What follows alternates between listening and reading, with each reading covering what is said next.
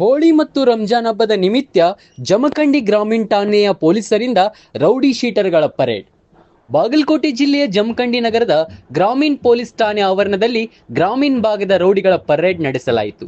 DYSP Shantaveer ಮಾರ್ಗದರ್ಶನದಲ್ಲಿ CPI Mallappa ಮಡ್ಡಿ ನೇತೃತ್ವದಲ್ಲಿ PSI Gangadhar Poojary ಅವರು 15ಕ್ಕೂ ಹೆಚ್ಚು ರೌಡಿ ಶೀಟರ್ಗಳಿಗೆ ಸಜ್ಜನರಾಗಿ ಬದುಕುವಂತೆ ಎಚ್ಚರಿಕೆ ನೀಡಿದರು.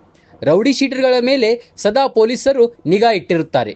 ಯಾವುದೇ ಅಕ್ರಮದಲ್ಲಿ ಭಾಗಿಯಾದರೆ, ಕಲಹಗಳಲ್ಲಿ ಪಾಲ್ಗೊಂಡರೆ, ಡಾನ್ಗಳ ಹಾಗೆ ಮಧ್ಯಸ್ಥಿಕೆ ವಹಿಸಿ ಜಗಳಗಳನ್ನು ಬಿಡಿಸಲು ಹೋದರೆ ತಕ್ಕ ಶಾಸ್ತಿ ಮಾಡಲಾಗುವುದು ಎಂದು ಹೇಳಿದರು. ಜಗಳ ತಂಟೆಗಳಿಂದ ದೂರವಿದ್ದರೆ ರೌಡಿಗಳಿಗೆ ಒಳ್ಳೆಯದು.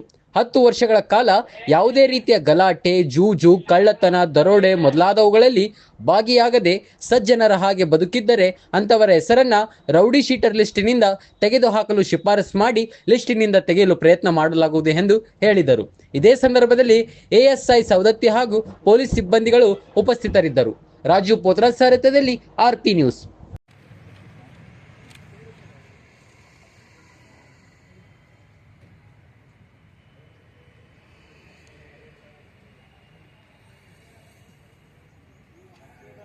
ಕೇಸ ಬೇರೆ ಅಲ್ಲ ಕೇಸ್ ಬೇರೆ ವೆಂಕಪ್ಪ ಮಾದರ್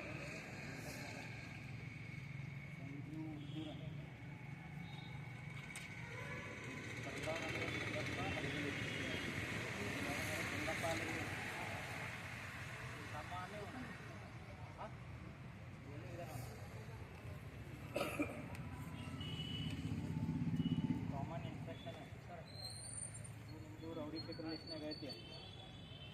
ಇವೇನು ಕೇಸ್ ಆಗಿದಾವಲ್ಲ, ಕೇಸ್ ಆದಮೇಲೆ ನೀವು ಯಾವುದೇ ರೀತಿ ಬೇರೆ ಬೇರೆ ಕೇಸ್ನಾಗ ಆಗಲಿ ದೊಂಬಿ ಗಲಾಟೆ ಯಾವ ಥರಗೂ ಇನ್ವಾಲ್ವ್ ಆಗ್ತಂಗೆ ಆಯ್ತಂದ್ರೆ ಮತ್ತೆ ಕಂಟಿನ್ಯೂ ಮಾಡ್ತೀವಿ.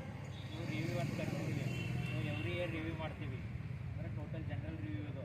ಮತ್ತು ನಿಮ್ಗೆ ಯಾವಾಗ ಕಳಿಸ್ತಿಲ್ಲ ಅವಾಗ ಬರಬೇಕು, ಏನೈತಿ ಅದನ್ನು ಸ್ಟೇಟ್ಮೆಂಟ್ ಕೊಡ್ಬೋದು. ಆಯಿತಾ? ಇವಾಗ ಯಾರೂ ಏನೋ ಯಾವ ಥರಗೂ ಇನ್ವಾಲ್ವ್ ಇಲ್ಲ ಅಂದರೆ ಆ ಕೇಸ್ ಆದಮೇಲೆ ನಿಮ್ಮದು ಕ್ಲೋಸಿಗೆ ಬರಿತೀವಿ. ಕ್ಲೋಸ್ ಆದರೆ ಓಕೆ, ಇಲ್ಲ ಅಂದ್ರೆ ಹಂಗೆ ಕಂಟಿನ್ಯೂ ಇರ್ತದೆ.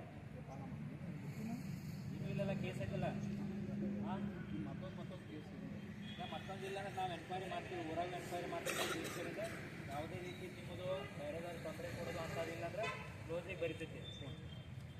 ಅದನ್ನು ಬಿಟ್ಟು ಯಾವುದೋ ಸಣ್ಣ ಪುಟ್ಟ ಜಗಳದಾಗೂ ಸಿಕ್ಕೊಂಡ್ರೆ ಬಿಡೋಂಗಿಲ್ಲ.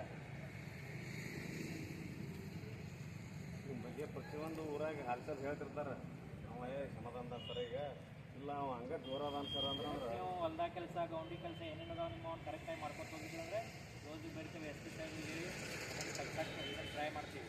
ಇಲ್ಲ ಅಂದರೆ ಹಂಗೆ ಕಂಟಿನ್ಯೂ ಆಗ್ತದೆ. ಆಮೇಲೆ ನಿಮ್ಗೆ ಗೊತ್ತು ರೌಡಿ ಶೀಟರ್ ಅಂದ್ರೆ ಏನಾಗ್ತೈತಿ, ಎಷ್ಟು ಕಷ್ಟ ಆಗ್ತೈತಿ. ಆಮೇಲೆ ಇವು ಕೇಸ್ಗಳಾದ್ರೆ ಕೋರ್ಟ್ನಾಗ ಅಡ್ಡಾಡೋದೆಲ್ಲ ಗೊತ್ತೈತಲ್ಲ, ಅದಕ್ಕಾಗಿ ಯಾರೂ ಇಂಥವು ಕ್ರೈಮ್ನಾಗ ಇನ್ವಾಲ್ವ್ ಆಗಿಲ್ಲ.